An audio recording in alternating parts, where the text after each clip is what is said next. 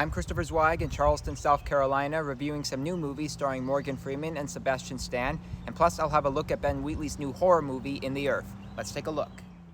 Our first movie is Vanquish, and it should be titled Action Movies for Dummies because it wastes such fine talents as Morgan Freeman and Ruby Rose in the idiotic story of a former cop and paraplegic played by Freeman who forces a former Russian drug courier played by Rose to take care of some money jobs in exchange for her little girl whom he's holding hostage. There are too many people waiting for me to make this mistake. You ran drugs for the Russians? You were a courier in and out of Moscow? Who is she? You know who she is. Just stay out of her way. Something's not right. Get out of here. Vanquish only works with its colorful lighting, which makes the action sequences appear to be cool, but looks aren't all that cracked up to be, because everyone in the movie is a complete idiot with corny dialogue and no personalities whatsoever. Neither Freeman nor Rose could save it. It's a complete waste of time, so skip it. Next up is Monday, a lame and noisy ripoff of Before Sunrise with Sebastian Stan and Denise Gough as two American strangers in Athens, Greece, who both meet at a party on Friday, introduce themselves on Saturday, and commit to their relationship on Sunday. The synopsis claims that it takes place over the weekend, but it takes place every other weekend, and those weekends are conflicting with arguments, sex, parties, and almost every cliché in the romance book. Are you even serious? He usually leaves with one.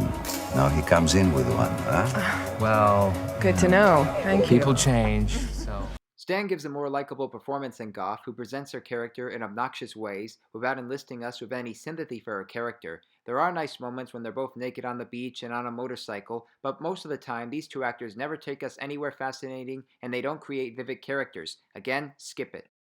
And finally, our last movie is the best of the bunch, which isn't saying a lot because In the Earth is a psychedelic horror film with excellent visuals and fine performances, but also has a confusing storyline. It was produced, written, and conceived during the COVID-19 pandemic, and we meet Joel Fry from Yesterday as a scientist and Alora Torchia as a park ranger who both embark on a journey in the woods to find another scientist. However, they both end up in the clutches of a psycho who claims to communicate with the Earth, and now they're both in danger.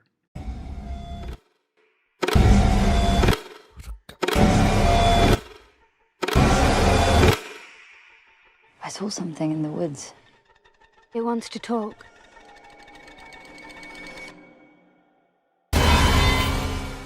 Written and directed by Ben Wheatley, In the Earth works when it presents itself in creepy and trippy aspects and when we see the actors written with the right emotions and horrors. It looks chilling and ambitious, but it was still difficult for me to understand what the point of it was. I grasped a few concepts, but the movie still didn't win me over the way I wanted it to.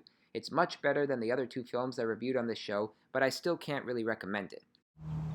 Now let's recap the movies I reviewed today. Thumbs way down for Vanquish, which is a complete waste of time for both Morgan Freeman and Ruby Rose. Thumbs down for Monday, I didn't hate it, I just didn't like it. And thumbs down for In the Earth, which has great visuals and fine acting, but it makes absolutely no sense. I'm Christopher Zweig in Charleston, South Carolina, and I'll see you at the movies. For more amazing content, please like and subscribe to my channels. You can also read my reviews at cjatthemovies.com and listen to my podcast reviews at newhdradio.com.